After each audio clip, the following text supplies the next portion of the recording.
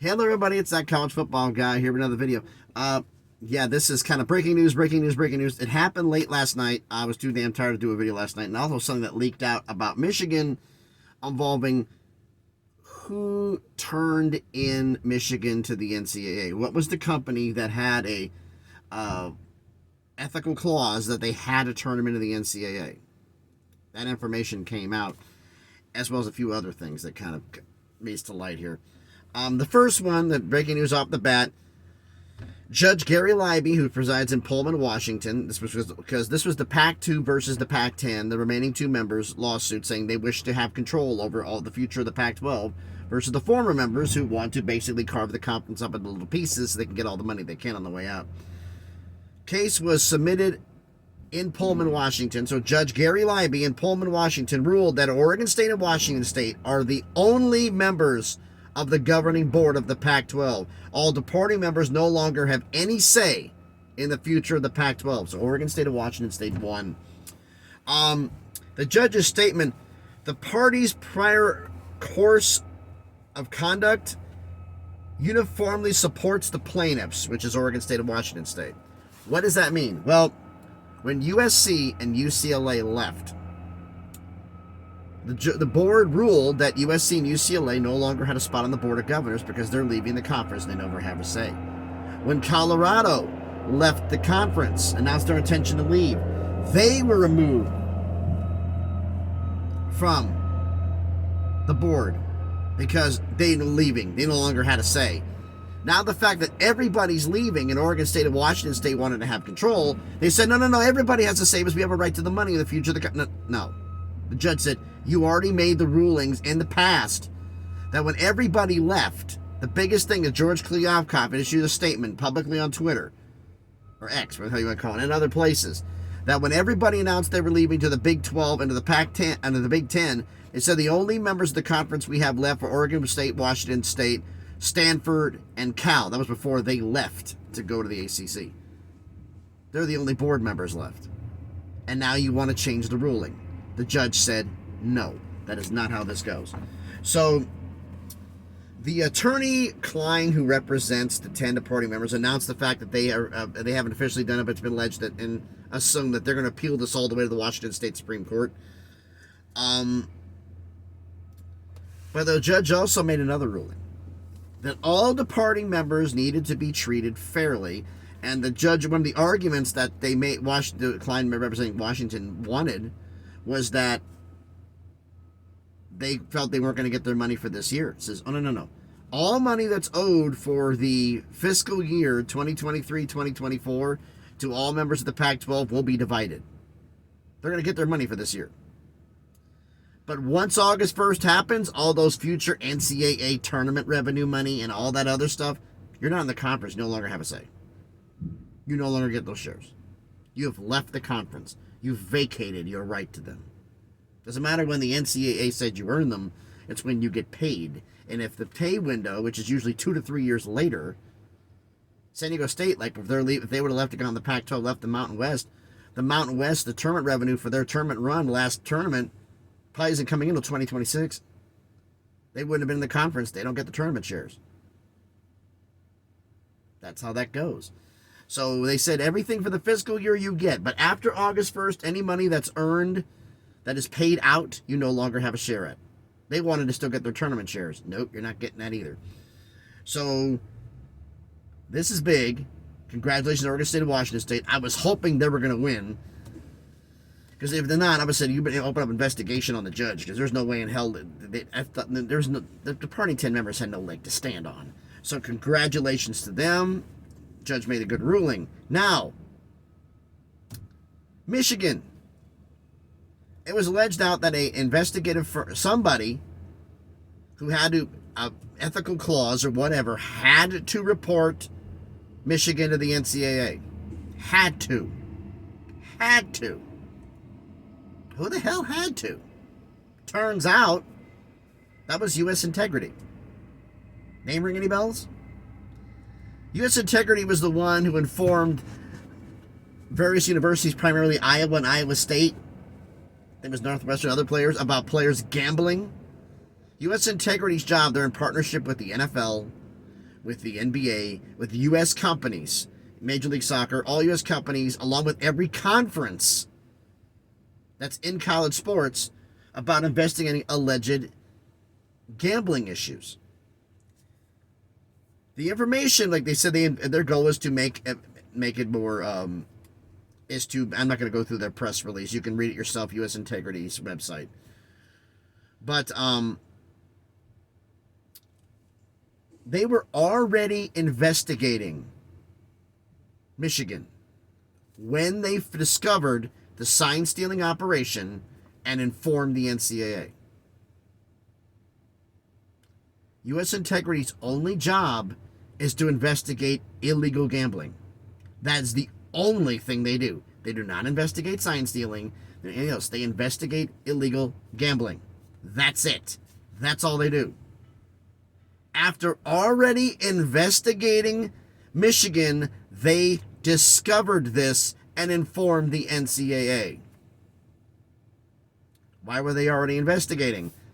Remember in February, former offensive coordinator Matt Weiss was terminated for committing multiple computer crimes that occurred across state lines, reading this statement here, with multiple victims.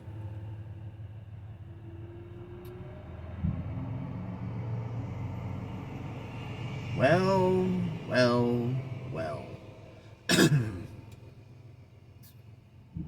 Multiple victims, huh? Like, maybe there's a gambling problem on the University of Michigan's campus. Because if, like, a betting line on a game, like, radically shifts, they investigate it. Because it shouldn't move. They know who almost all the major sharks are who make betting line moves. So they know who they are. They know when they do it. Like, did you make the... Yeah, I did. They know the sharks, the major guys, the major sharks who will come in right before the start of a game, bet $250,000 and move the line a point. They know those guys. They know who they are. And they'll come in and Integrity will find out about it. And the rumor, unofficial statement, rumor and innuendo, is literally when a line moves, they call these guys up. Did you bet on this? Yeah. Okay. No. Ah, oh, damn. That, like, hurts. My safety piece, the other one off the glass, broke. It's been hanging on by a thread and it finally went. So, unfortunately, that's that case. You have to watch my glasses break, but they're still wearable. It's just a little more uncomfortable on the nose. At least until I get a new pair. Well.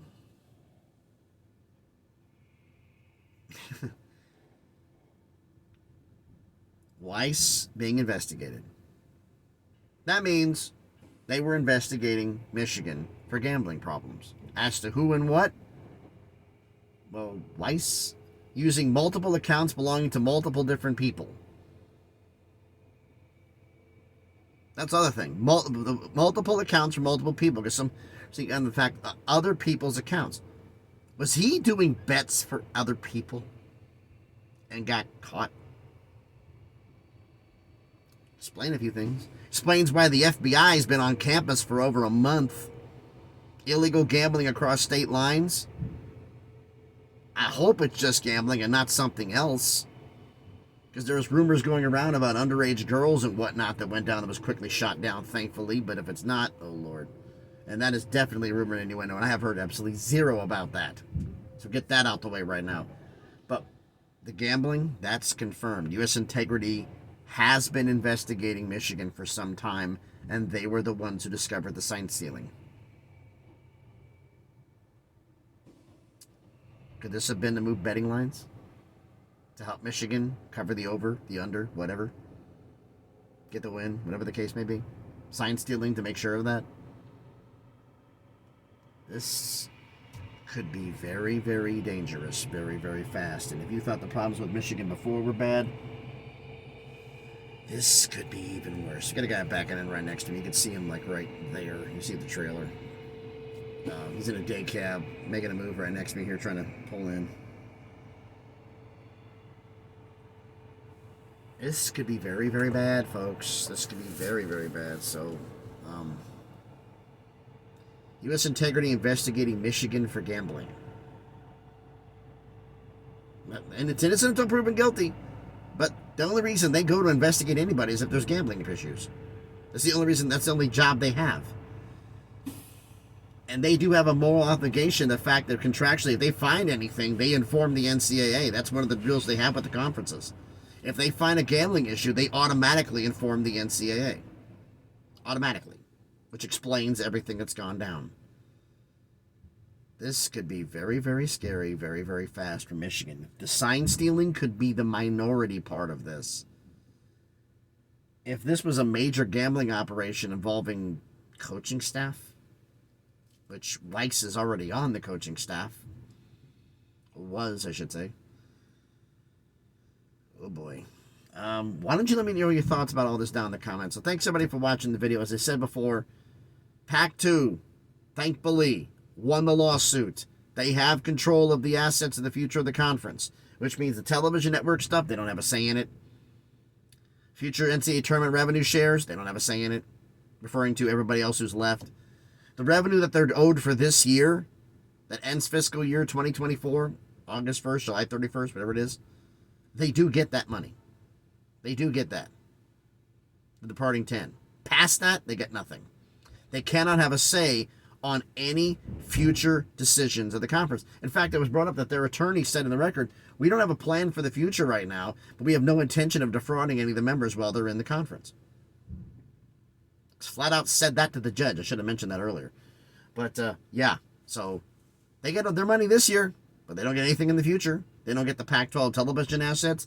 They don't get the building that's owed for the corporate headquarters. They don't get any of that.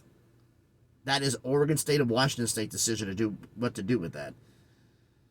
And they've got to go through with this and start a preliminary plan with the Mountain West, because the TV deal going in, bringing Oregon State and Washington State in, renegotiating a TV deal, more money, all that other stuff, that's another can of worms. But like I said, let me know what you think about all this down in the comments. So thanks everybody for watching. If you haven't done already, please smash the like button, hit the thumbs up. Helps the algorithm. Comment on the video. Let me know what you think. That also helps the algorithm. Helps video be seen by more people. And if you haven't done already, please subscribe to the channel. On the way to 500 subscribers, slowly but surely on the way to 1,000, so we can make some things happen, make some money, and start really getting this thing going. So thanks everybody for watching. Good news, Pac-2 won. Bad news, Michigan gambling ring, possibly. That's terrifying, honestly. So thanks everybody for watching. Be safe out there, and please be good to each other.